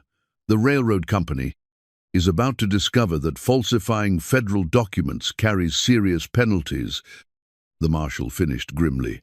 "Mr. Morgan has provided us with very interesting evidence regarding their business practices." Colt was already moving toward his horse, retrieving saddlebags that clinked metallically as he lifted them. "Show her what we found," he said to the marshal. Marshal Hayes opened his own saddlebags and withdrew a thick folder of documents. Original correspondence between the Colorado and Southern Railroad and a forger in St. Louis, detailing the creation of fraudulent Spanish land grants, payment receipts for services rendered, and most damning of all, a letter from the railroad's legal counsel outlining their strategy to use manufactured documentation to force property sales at below-market prices. Willa stared at the papers in disbelief. "You found all of this in Denver?" "Mr. Morgan found it," the marshal corrected. "Quite skillfully, I might add. The railroad company made the mistake of keeping detailed records of their illegal activities." Colt's expression remained carefully neutral, but she caught a glint of satisfaction in his grey eyes. "They were arrogant," he said simply, "kept everything in a safe in their hotel suite, thought they were too clever to be caught." "How did you?" she began, then stopped herself. Some questions were better left unasked, especially with a federal marshal present. "The important thing," Marshal Hayes continued, "is that we have enough evidence to not only dismiss their claim against your property, but to bring criminal charges against everyone involved in the scheme." Jake let out a whoop of celebration, but Willa found herself studying Colt's face, noting the tension around his eyes, the way his hands rested near his weapons with unconscious readiness. "What aren't you telling me?" she asked quietly. "The railroad men know their documents were stolen," Colt admitted. "They've hired professional gunmen, Willa, not just intimidator skillers. They're camped about 2 miles south of here, waiting for orders." Marshal Hayes nodded grimly. "We rode past their position on the way in. 12 men, well armed, organized like a military unit. They're not planning to simply pack up and leave when their legal case falls apart." The implications hit her like a physical blow. Even with evidence of the railroad's fraud, even with federal law on her side, she was still in danger. Men who would forge documents to steal land wouldn't hesitate to use violence when their scheme was exposed. "What do we do?" she asked. "We prepare for a fight," Colt said with the matter-of-fact tone of a man who'd faced such situations before. "They'll probably wait until after dark, try to catch us unprepared. But if we're ready for them, I can't ask you to risk your life for my land." "You're not asking. I'm volunteering." His eyes held hers with an intensity that made her breath catch. "This is my home now, Willa. These are my people to protect." Marshal Hayes cleared his throat diplomatically. "I should mention that I've sent word to the territorial authorities. Help should arrive within 24 hours. The question is whether you can hold out until then." "We can hold out," Jake said with the confidence of a man who'd fought in range wars before. "This ranch has good defensive positions, and we know the ground better than they do." "How many men do we have?" Colt asked, his mind already shifting to tactical considerations. 8, counting myself and the marshal here," Jake replied. "All good shots, all willing to fight for what's right. Against 12 professional gunmen, Marshal Hayes pointed out. The odds aren't favorable. The odds don't matter, Willa said firmly. This is our land, our home. We fight for it. As afternoon stretched toward evening, the ranch transformed into a fortress. Under Colt's direction, the hands positioned themselves at strategic points. The barn loft with its commanding view, the bunkhouse with its thick walls, the main house with its solid construction and multiple firing positions. They'll try to burn us out first, Colt explained as they checked weapons and ammunition. Set fire to the outbuildings, force us into the open where they can pick us off. Our job is to prevent that, keep them at distance until help arrives. Willa found herself moving through preparations with a strange sense of calm. This was the moment she'd been building toward since Thomas died, the final test of whether she truly belonged on this land, whether she had the strength to hold what was hers against those who would take it. As the sun began to set, painting the hills in shades of gold and crimson, she stood on her porch one last time before the battle. The ranch spread before her in all its hard-won beauty cattle, grazing peacefully in pastures she'd fought to maintain. Buildings she'd kept in good repair through 3 years of struggle. Land that represented everything she and Thomas had dreamed of building together. Colt joined her, the cavalry saber strapped to his side, catching the last light of day. He'd found it in the house and claimed it without asking, understanding instinctively that some battles required more than just guns and strategy. "Whatever happens tonight," he said quietly, "I want you to know that these past weeks have been the happiest of my life." "Don't talk like that," she replied fiercely. "We're going to win this fight, and afterward we're going to build something beautiful here together." "Yes," he agreed, his voice carrying absolute certainty. "We are." In the distance, points of light began to flicker as the gunmen lit their campfires, preparing for the violence that would come with darkness. But here on the porch where she'd spent so many peaceful evenings, surrounded by men willing to fight for her right to remain, Willa felt something she hadn't expected.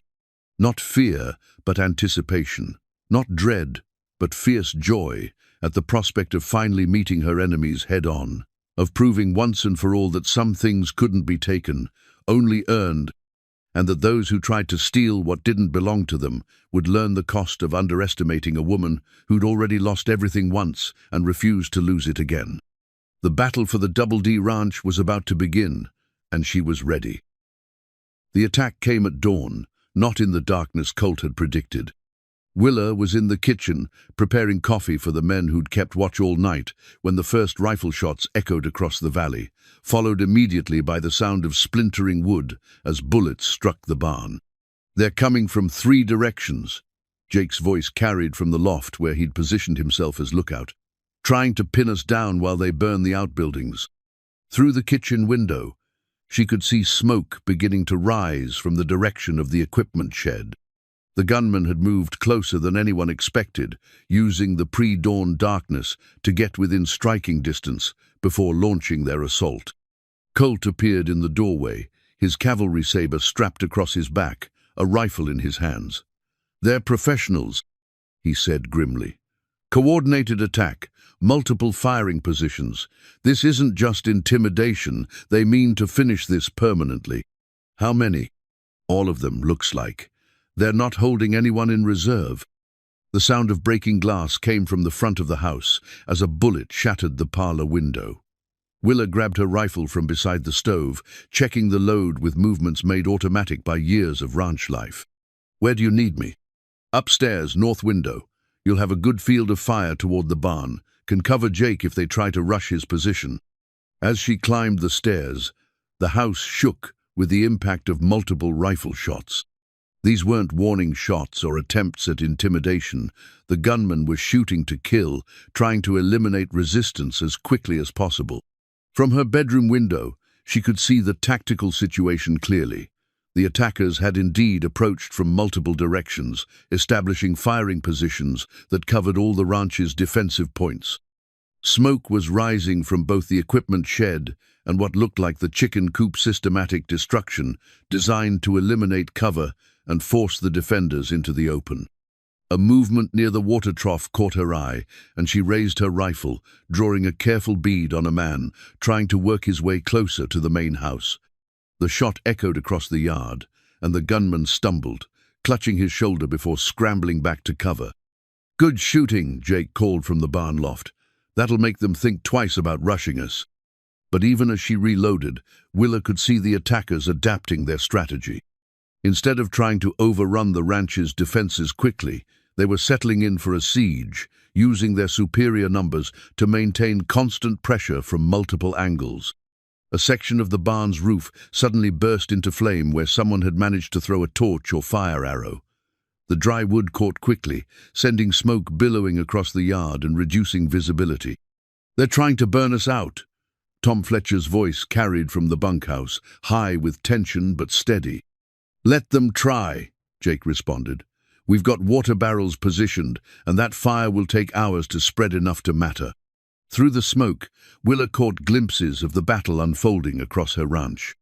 Colt had positioned himself near the front porch, using the thick support posts as cover, while he returned fire with the methodical precision of a trained soldier. His shots were carefully aimed, each one intended to either wound an attacker or force them back from advancing positions.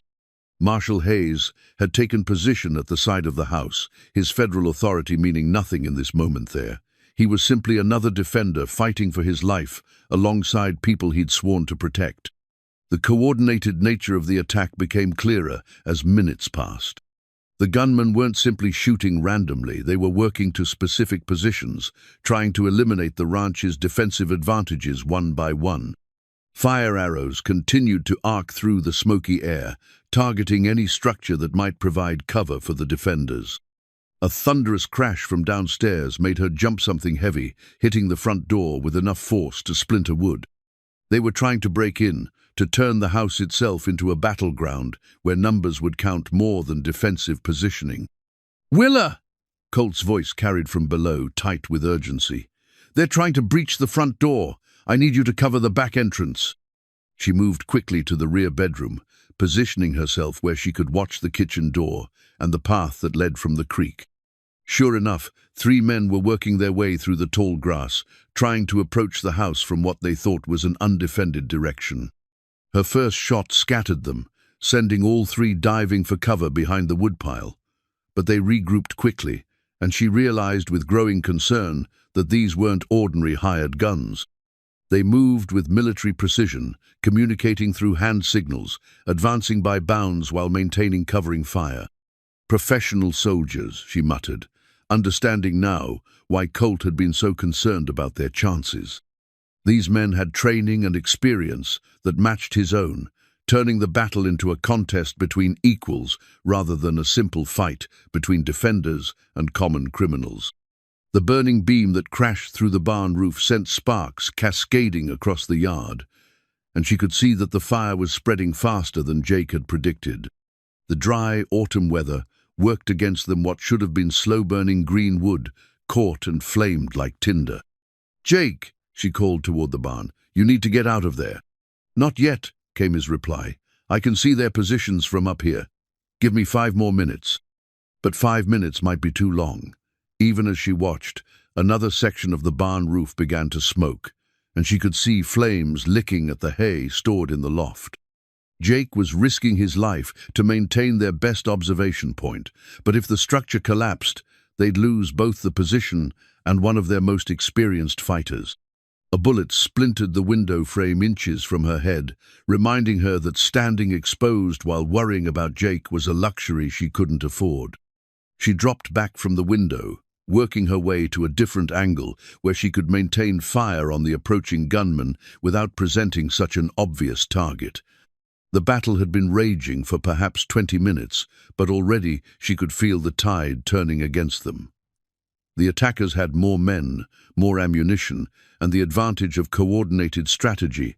Worse, they seemed willing to accept casualties in order to achieve their objective. This wasn't just about stealing land anymore, but about eliminating witnesses who could testify to their crimes. Through the smoke and chaos, she caught sight of Colt near the front porch, the cavalry saber now in his hands, as he engaged two gunmen who'd managed to get close enough for hand-to-hand combat. Even at a distance, she could see the deadly grace with which he moved, the economy of motion that spoke to years of training in close-quarters fighting. But there were too many of them, and they kept coming, pressing their attack with the relentless pressure of professionals who understood that victory required accepting losses to achieve objectives. The ranch that had been her sanctuary was becoming a battlefield, and despite the courage of the men fighting beside her, Willa could see that courage alone might not be enough to save the home she'd fought so hard to preserve. The moment that changed everything came when Jake's voice cut through the gunfire with desperate urgency. "Hellfire's loose!" The fire spooked him, broke right through the corral fence. Through the smoke, Willa could see the black stallion rearing and plunging in the yard, his eyes rolling white with terror as bullets whined around him. In his panic, he was charging directly toward the group of gunmen, positioned near the water trough and directly into the line of fire. Without thinking, Colt broke from his defensive position, running toward the terrified horse with the cavalry saber still in his hand. It was madness, exposing himself to multiple shooters for the sake of an animal, but Willa understood instantly why he'd done it. Hellfire represented more than just a horse. He was the symbol of everything wild and free that they were fighting to protect. "Cover him!" she shouted, raising her rifle to engage the gunman, threatening both Colt and the stallion. What happened next seemed to unfold in dreamlike slow motion. Colt reached Hellfire just as the horse reared again, his hands gentle despite the chaos surrounding them.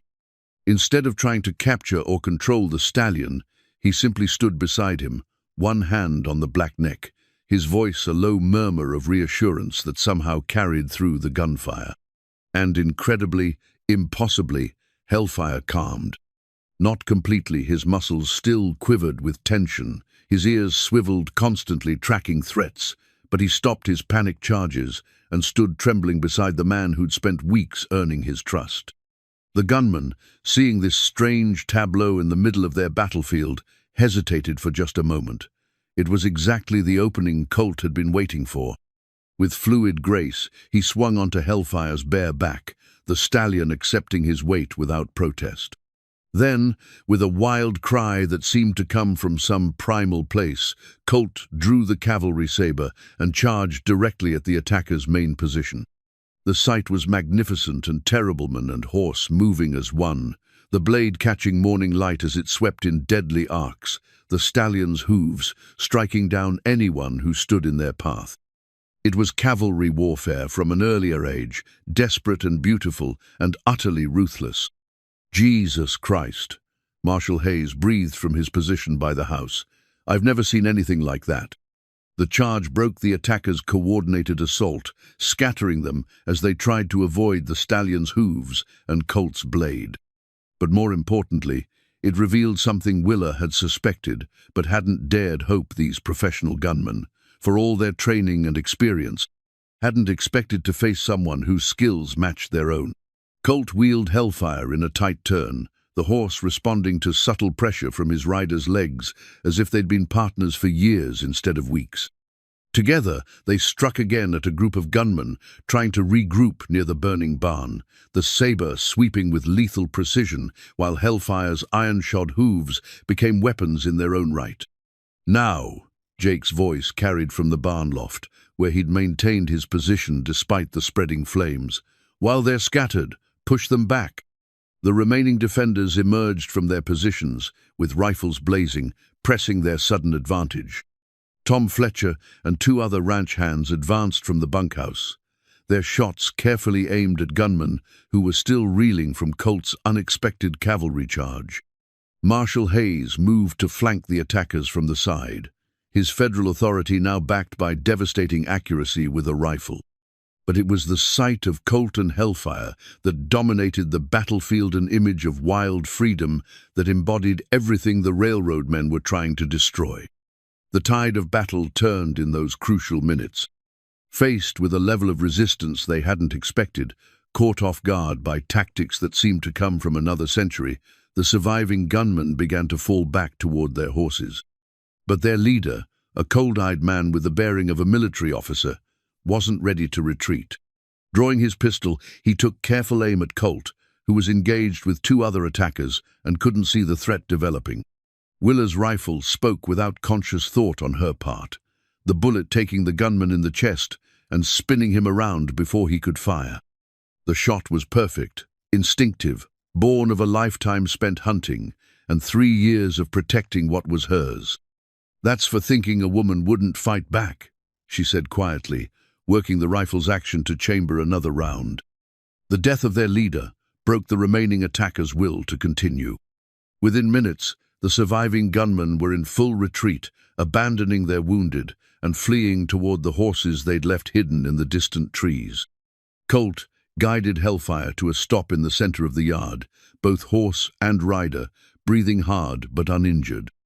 The Stallion stood calmly now, his trust in his rider absolute despite the chaos they'd just survived together. "Well," Marshal Hayes said, emerging from his position with his rifle still ready, "that's not exactly how they teach cavalry tactics at West Point." "Sometimes you have to improvise," Colt replied, dismounting with the fluid grace of a natural horseman. His hand remained on Hellfire's neck, maintaining the connection that had allowed them to function as a perfect team. Jake climbed down from the barn loft as the flames finally reached his position, his weathered face split by a grin of fierce satisfaction. "Haven't seen fighting like that since the war," he said. "Thought cavalry charges went out with the Romans. Everything old becomes new again when you're desperate enough," Colt observed, checking the Stallion for injuries. "Besides, Hellfire needed to know he could trust me in the worst circumstances. Now he knows." As the smoke began to clear, Willa surveyed the damage to her ranch. The equipment shed was a total loss. The barn would need extensive repairs, and bullet holes marked almost every building. But the core structures remained intact, and more importantly, everyone who'd stood with her had survived. In the distance, a column of dust announced the arrival of federal reinforcements, the help Marshal Hayes had promised, arriving just hours too late to affect the outcome, but in perfect time to arrest any surviving attackers and ensure the railroad's criminal conspiracy would face full legal consequences. "It's over," she said, hardly believing the words even as she spoke them. "Yes," Colt agreed, his hand finding hers with the natural ease of a man claiming what belonged to him. "It's over." The battle for the Double D Ranch had ended not with superior numbers or overwhelming firepower, but with the kind of desperate courage that came from defending something irreplaceable. And in the center of it all, the partnership between a patient man and a wild horse had proven that some bonds, once forged through trust and time, could withstand anything the world might throw against them. Standing in her bullet-scarred yard, surrounded by the wreckage of battle but still holding the land she'd fought to preserve, Willa understood that she'd won more than just a victory over the railroad's greed. She'd proven to herself and everyone else that some things truly were worth fighting for, and that sometimes the greatest strength came not from standing alone, but from choosing the right people to stand beside. 3 months later, on a crisp December morning that painted the mountains silver with fresh snow, Willa May Dunn became Willa May Morgan in a ceremony that brought together every soul in Larkspur Crossing and half the surrounding counties besides. The wedding took place in the meadow behind the rebuilt barn, with Hellfire standing calm and proud nearby, wearing ribbons in his black mane and serving as living proof that wild things could choose partnership without losing their essential spirit. The Stallion had become something of a legend in the weeks following the battle, drawing visitors from as far away as Denver who wanted to see the horse that had charged armed gunmen and lived to tell the tale. "You sure about this?" Jake Rawlings asked Colt as they waited for Willa to appear. The foreman wore his best suit, brushed clean for the occasion, his weathered face split by a grin that hadn't faded since the engagement was announced. "Surest I've ever been about anything," Colt replied, adjusting the new wedding ring that felt strange but right on his finger. He wore his dress uniform from the cavalry, the blue wool carefully preserved despite years of drifting, the brass buttons polished to mirror brightness for this most important of occasions. The legal aftermath of the railroad scheme had unfolded exactly as Marshal Hayes predicted.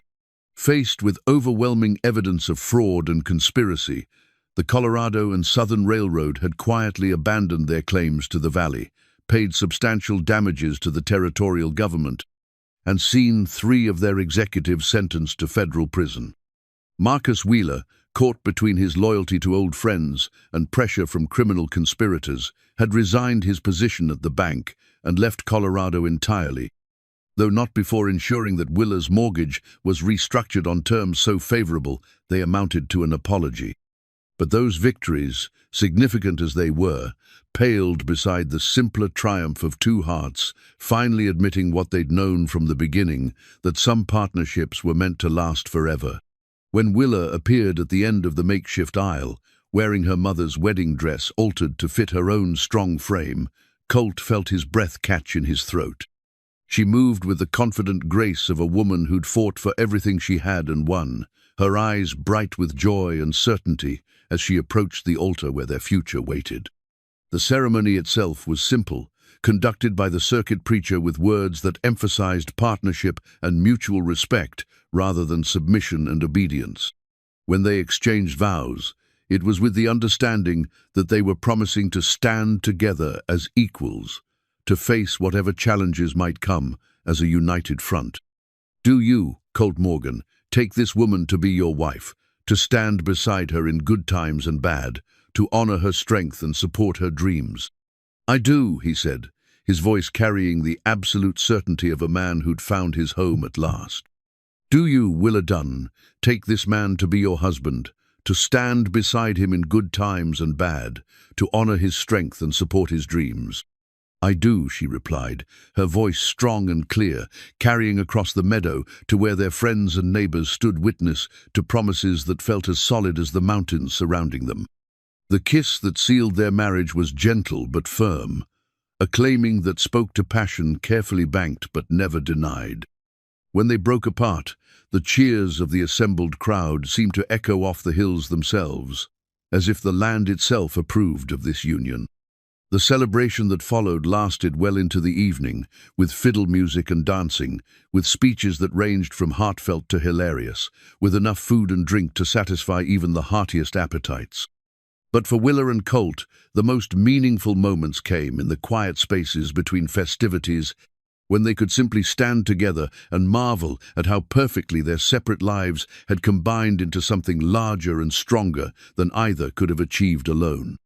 As the sun set behind the western peaks, painting the sky in shades of gold and crimson that seemed chosen specifically for their wedding day, they found themselves alone for the first time as husband and wife. The guests had begun to drift away, sated with celebration, and satisfied that they'd witnessed something rare and special, a love story that had overcome every obstacle to reach its proper conclusion. So, Willa said, settling into Colt's arms with the natural ease of a woman who'd found her perfect fit, what do we do now? Now.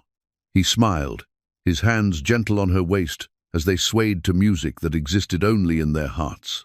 Now we build something beautiful together. We raise horses and cattle. We plant gardens. We make this ranch into everything Thomas dreamed it could be, and more. Children, she asked, the word carrying hope and fear in equal measure. If we're blessed with them, if not, we'll be content with what we have, each other, this land, the life we're creating together. She looked out over the ranch that had nearly cost them everything, noting how the rebuilt barn stood stronger than before, how the scars of battle had already begun to fade into memory. The wooden horse Thomas had carved still sat on her dresser upstairs, but now it represented possibility rather than loss, hope rather than grief. I love you, Colt Morgan, she said, the words coming easily now that fear no longer constrained them. I love you too, Willa Morgan, he replied, and the sound of her new name on his lips felt like a promise kept, a future claimed, a wild heart finally choosing to trust. In the pasture beyond the house, Hellfire lifted his magnificent head and whinnied not with the desperate loneliness that had marked his early years, but with the contentment of a creature that had found its proper place in the world. Like his human companions, the stallion had learned that wildness and partnership weren't contradictory, that the strongest bonds were those chosen freely rather than imposed by force. As the first stars appeared in the darkening sky, Willa and Colt Morgan began their life together with the understanding that they'd already survived the worst that fate could throw at them. Whatever challenges might command, they would come. As they did to all who dared to build something lasting, they would face them as they'd faced everything else. Together, with patience and determination, and the absolute certainty that some things were worth any fight required to preserve them. The ranch that had begun as Thomas and Willa's dream had become something new and different, but no less precious a place, where wild hearts could choose love without losing their essential spirit, where patience conquered force, and where two people who'd learned to trust slowly had discovered that the best partnerships were built on foundations of mutual respect, shared values, and the kind of love deep enough to weather any storm. In the end, that was what the challenge had really been about, not taming a horse or winning a dare, but learning that the most worthwhile victories came not from breaking wild things, but from earning their trust, respecting their nature, and building something beautiful together that honored both strength and gentleness, independence and partnership, the wild freedom of individual spirit, and the deeper satisfaction of choosing to share that freedom with someone worthy of the gift.